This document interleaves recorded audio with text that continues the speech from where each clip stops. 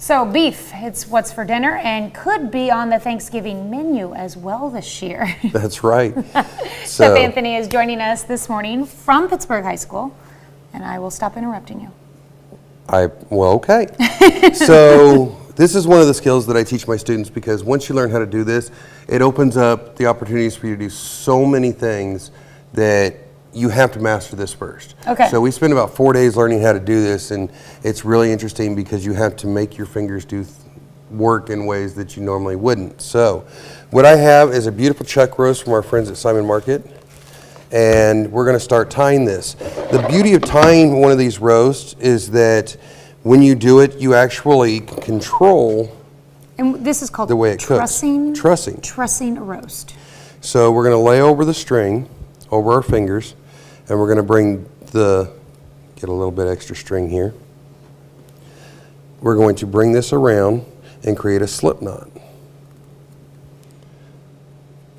so that we can control how tight our knots are as we go down it. And we're going to center this knot as best we can on our roast, just like that. Okay. And then we're going to take our roast, and the trick that I always show everybody is to hold the string like so and lay it over. So if you take your left hand, if you're holding the string with your right, take your left hand and just fold over the top of it, because then you slip it right over the top of the roast. Huh. Okay. And pull it in together. Now you want to keep this string, these knots, in a line. And you want to aim to What's try the and benefit to keeping them in a line? You know where they're at when you're done. Okay. So, and it also helps to keep the constant pressure. Because it's gonna, as it cooks, it's gonna kind of dig into the meat. Yes, it's going to dig into the meat a little bit, but it also lets you keep the same amount of pressure all the way through the whole step. What's the benefit of cooking with tying it up like this? Like, why would you want to do this? Everything cooks the same speed because you're bringing it to the same size. And it'll look, when it's all done in uniform, you'll understand, it'll make more sense. But it kind of looks, as you saw, our roast was not exactly even to start with. So we're going to just make it as even as possible so we get a nice even cook on it. Now most people, when they do a roast, they put it right into a crock pot, add some water and some seasonings, and then leave for the day. Well, this art is kind of lost in today's society, but you don't have to boil and cook that roast to nothingness. You can do it this way and get yourself a little bit more.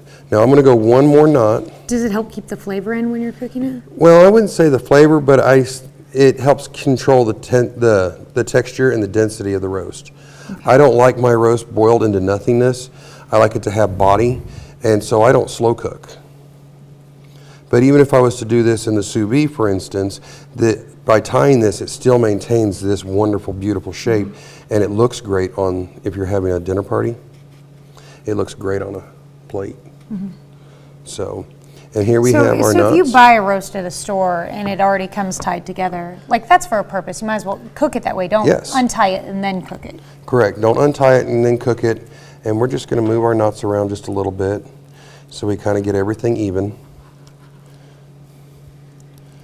How close together do you want all of the... About an inch. About an inch apart? About an inch apart. That way it holds uniform. Because as you can see, now it's all pretty close to the same size. Yeah. And I've come all the way down the whole roast. So I'm going to roll over my roast and come up the back side. Oh. And what I'm going to do is go over. So you go over. And then under. And then under. And then pull it straight. Pull it right on out. And I'm going to do it again. All the way up the back side. Simple enough. It is very simple. The hardest part is to maintain your distances so that you have this nice uniform roast. Another thing of this is once you cut the strings off when you're all done, you have portion sizes. So if you know you have 8 people, you can cut this and you can tie this into 8 different sections and cut it right on the marks and have even portions for everybody before you even start. So you can kind of play with it a little bit and figure out, you know, make sure that you're setting yourself up.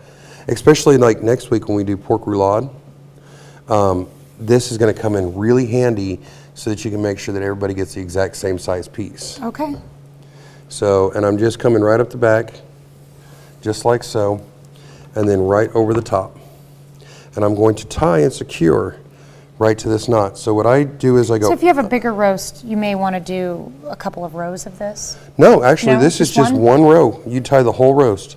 Okay. I come under, and then I'm under it, and then I'm going to go over my knot and back underneath so that I'm securing that last piece of string, and then I can just tie a knot right here.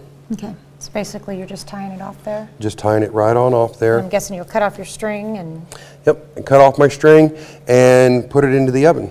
Now, wait to season this until you've tied this up.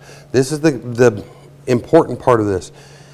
If you try to season this beforehand, because you saw my hands were all over it, you're going to rub off all of your seasoning. Okay. And you're not going to have anything left. So wait till this is all done, then do your seasoning.